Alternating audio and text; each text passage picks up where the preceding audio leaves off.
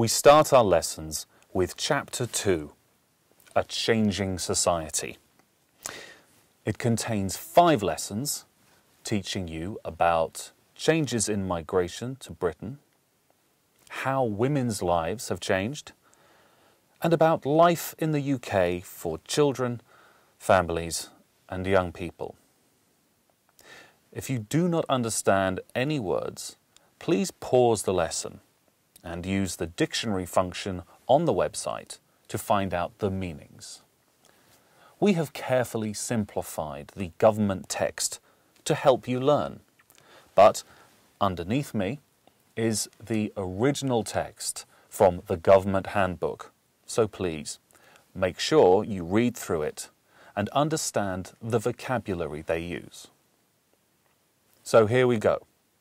We are ready to start our first lesson, which will be teaching you about migration to the UK, different reasons why people migrated here, and changes in migration after 1945.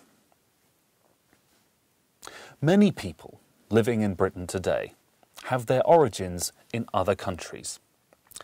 Their families came from places like Europe, the Middle East, Africa, Asia, and the Caribbean. In the distant past, invaders came to Britain, seized land, and stayed. Now, people come to Britain to find safety, jobs, and a better life. Britain is proud of its tradition of offering safety to people who are escaping persecution and hardship. So people who are living in danger or in fear of their lives can come here and feel safe. And people who live in poor places or in places where there is no work can come here to find work and have a better life. For example, in the 16th and 18th centuries, Huguenots, or French Protestants, came to Britain to escape religious persecution in France.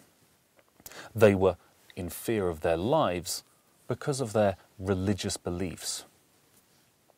In the mid-1840s, there was a terrible famine in Ireland. There was not enough food, and people were dying of starvation. So many Irish people migrated to Britain. Many Irish men became labourers and helped to build canals and railways across Britain.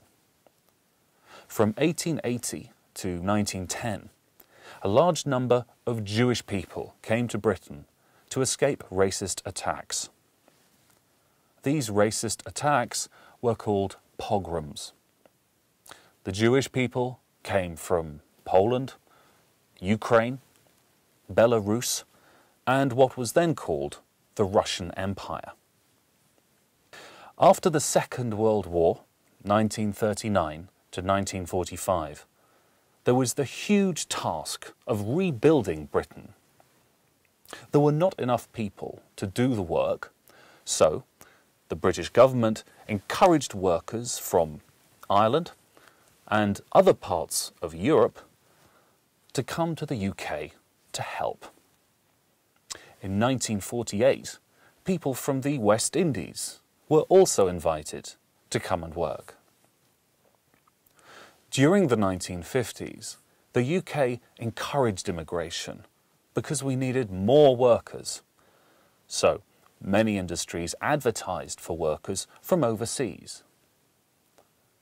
They went to the West Indies to find people to drive buses. They went to India and Pakistan to find people to work in textiles and engineering in the north of England.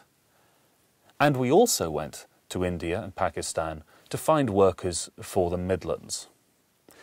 For about 25 years, people came from the West Indies, India, Pakistan, and Bangladesh to work and settle in Britain. In the late 1960s, immigration fell because new laws came in to restrict immigration to Britain. Controls were not so strict on people coming from old Commonwealth countries, such as Australia, New Zealand, and Canada. However, during this time, Britain still admitted 28,000 people of Indian origin who had been forced to leave Uganda, and 22,000 refugees from Southeast Asia. In the 1980s, the largest immigrant groups came from the United States, Australia, South Africa, and New Zealand. In the early 1990s, groups of people from the former Soviet Union came to Britain looking for a new and safer way of life. Since 1994, there has been a global rise in mass migration for both political and economic reasons.